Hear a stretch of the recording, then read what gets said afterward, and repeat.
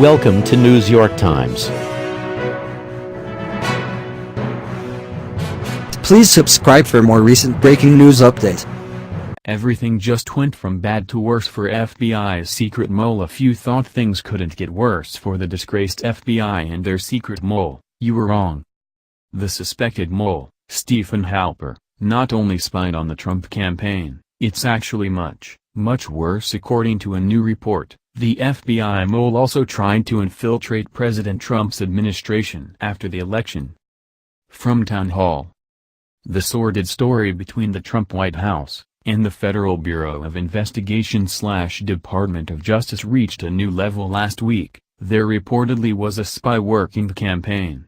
The asset appears to have tried to establish relationships between Sam Clovis, George Papadopoulos, and Carter Page, all members of the Trump team, in the hopes of gleaning information from them, all of this occurring under then-President Obama's DOJ/F.B.I. 1. So a few important points on the new NIT Hurricane Crossfire piece. A story that, BTW, all of us following this knew had to be coming. This is DOJ/F.B.I. Leakers attempt to get in front of the facts Nunes is forcing out, to make it not sound so bad. Don't buy it. It's bad. Kimberly Strissel, @KimStrissel, May 17, 2018. 2. Biggest takeaway, government sources admit that, indeed, the Obama DOJ and FBI spied on the Trump campaign. Spied. Though NIT kindly calls spy an informant, NIT slips in confirmation far down in story, and makes it out like it isn't a big deal. It is a very big deal. 3. In self-serving desire to get a sympathetic story about its actions, DOJ/F.B.I. Leakers are willing to provide yet more details about the top-secret source, namely, that spying was aimed at Page/Papadopoulos, making all more likely, certain source will be outed. That's on them. Kimberly Strissel, @KimStrissel, May 17, 2018. 4. DOJ/F.B.I. and its leakers, have shredded what little credibility they have in claiming they cannot comply with subpoena. They are willing to provide details to friendly media, but not Congress? Willing to risk very source they claim to need to protect? 5. Back in December, NIT assured us it was the Papadopoulos Downer convo that inspired FBI to launch official counterintelligence operation on July 31, 2016. Which was convenient, since it diminished the role of the dossier. However. Kimberly Strissel, @KimStrissel, May 17, 2018. 5. Back in December, NIT assured us it was the Papadopoulos Downer convo that inspired FBI to launch official counterintelligence operation on July 31, 2016. Which was convenient, since it diminished the role of the dossier. However. Kimberly Strissel, @KimStrissel, May 17, 2018. 6. Now NIT tells us FBI didn't debrief Downer until August 2. And Nunes says no official intelligence from allies was delivered to FBI about that convo prior to July 31. So how did FBI get Downer details? Political actors? And what really did inspire this investigation? Kimberly Strissel, @KimStrissel, May 17, 2018. 7.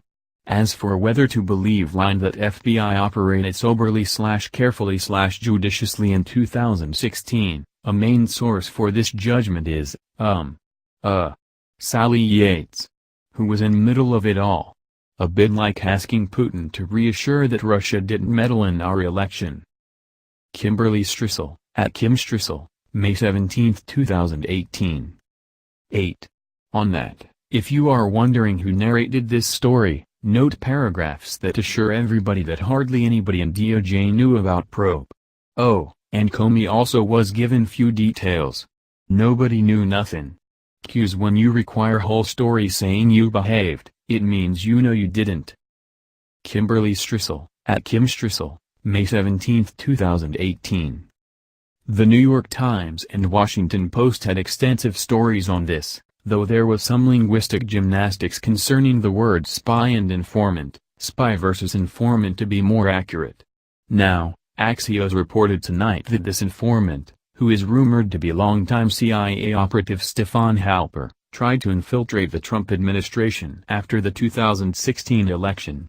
The president's trade advisor, Pete Navarro, is said to have recommended him for a job. He wasn't a spy.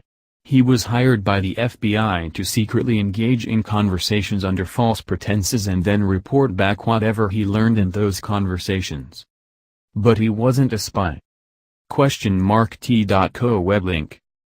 Larry O'Connor, at Larry O'Connor, May 22, 2018. President Trump's top trade advisor, Peter Navarro, recommended appointing Stefan Halper, an academic and suspected FBI informant on the Trump campaign, to a senior role in the Trump administration, Axios has learned. Behind the scenes, during the presidential transition, Navarro recommended Halper, among other people, for ambassador roles in Asia.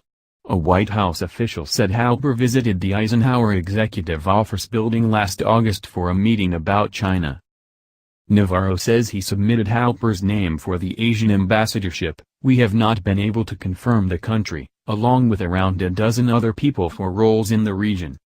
FBI didn't tell FISA court who paid for it. Obama politicals unmasked transition members, Steele was blabbing to the press, etc. ad nauseum. In each instance, reporters of said news were deridingly dismissed as fantasists. Yet each of these items is now fact. And more. Kimberly Strissel, at Kim Strissel, May 18, 2018. It seems not every criticism of the FBI/D.O.J/Russia saga from the Trump camp is false. Fox News Chad Pergram also tweeted tonight that some GOP members on the Hill plan to present a resolution to get a second special counsel appointed. The DOJ has already asked its Inspector General to look into the spy allegations. Thanks for watching. Please subscribe for more top breaking news updates. Thank you.